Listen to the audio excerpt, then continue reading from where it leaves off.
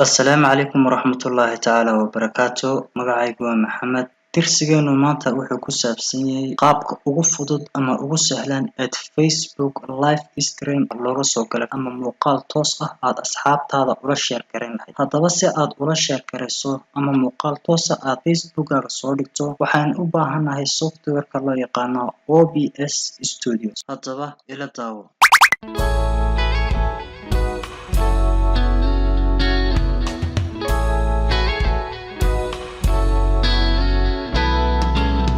software-kan waxaad kala soo degaysaa internetka, waxaad furaysaa browser-kaaga, kadib tab cusub ayaad furaysaa, waxaad ku qoraysaa OBS project, kadib enter ayaad riixaysaa. Enter markaad riixdo kan ugu sarreeya ayaad click siinaysaa, kadib waxaa kuu soo baxaya qaabkan. Halkan ayaad ku dhufanaysaa, kadib saddexdan qaab ayuu kuu soo dhigayaa. saddexdan qaab kolba Windows-ka aad haysato ayaad ka degsanaysaa, Windows 7 ilaa Windows 10, XP, Vista iyo Linux.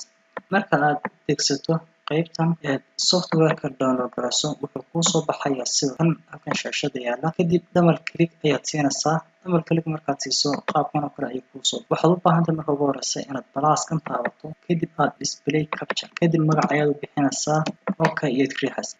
kadib okay markaad riixdo, qaybtan settings-ka ayaad tegaysaa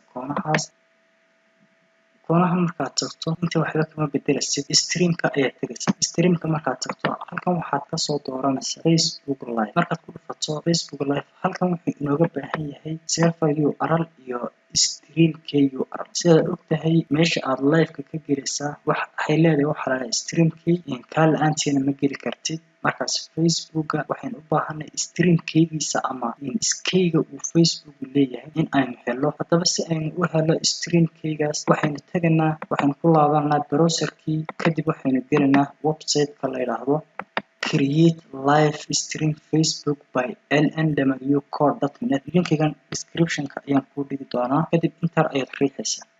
enter markaad riixdo waxaad ku dhufataa linkigan ugu sarreeya ee create live stream to Facebook by lnwcode.net ku qoran tahay. kadib waa kan wuxuu ku qoran yahay luqad kale ayuu ku qoran yahay, Ingiriisi waad u turjumi kartaa. kadib waxaad sameynaysaa in aad halkan create live stream aad ku dhufato, kadib waqti yar ayaad sugaysaa inuu kuu soo qabto Facebook-gaaga. laakiin marka hore ogow Facebook-gaaga waa inuu ka furnaadaa browser-ka, kadib next ayaad oranaysaa. waxaad ku dhufan hoos ayaad yar degaysaa, halkan labadan qaybood tan buluugga ah ayaad ku dhufanaysaa. kadib waxaad iska sugaysaa intuu error-ka kuu soo qabanayo ama stream-keyga uu kuu soo qabanayo. marka kuu soo qabto copy ayaad sameynaysaa. markaad ka copy-sato wax kale ugama baahnid. kadib waa kan inoo soo qabtay. waxaynu copy-sanaynaa stream-keygan iyo server URL-ka labadaba waynu copy-sanaa. waxaynu copy-sanaa server URL-ka, kadib copy ayaynu odhanaa, kadib OBS-kii baynu tegaynaa, qaybtan settings-ka ku dhufanaa, halkan ayaynu ku dhufanaa stream-ka, kadib qaybtan service waxaynu ka dhiganaa custom service. kadib halkan ayuu noo soo baneeyay, kan sare ayaynu copy ku leenahay.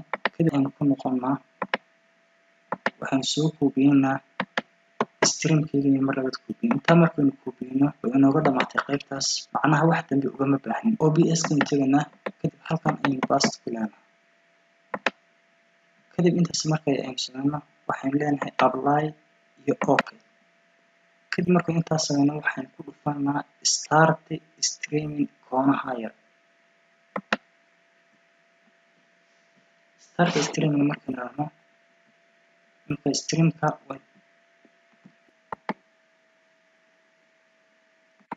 waxaad arkaysaa inuu halkan inooga soo baxay Facebook-geena waa live ku jirna. shaashadan ayuu inoo soo dhigay. waxaad sameynaysaa in aad halkan ku qorto title-kii ama video-gu magaca uu yeelanayo. title-ka tusaale ahaan waxaynu ka dhiganaa live ayaynu ka dhiganaa halkan magacaas. halkana tags baad u sameyn kartaa, laakiin tagskaasi muhiim sidaas aad uma sii laha.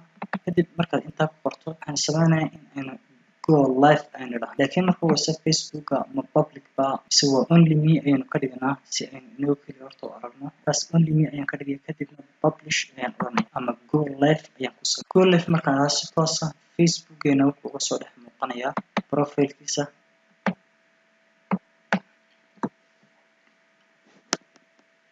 waxaad arkaysaan halkan inuu Facebook-geena halkan uu kasoo baxay فيديوغي لايف مكا بس قاب كان أي لو قرا لايف كان عشركين انتاس أيكو كوبين فضلا في القناة سبسكرايب يلا تسار والسلام عليكم.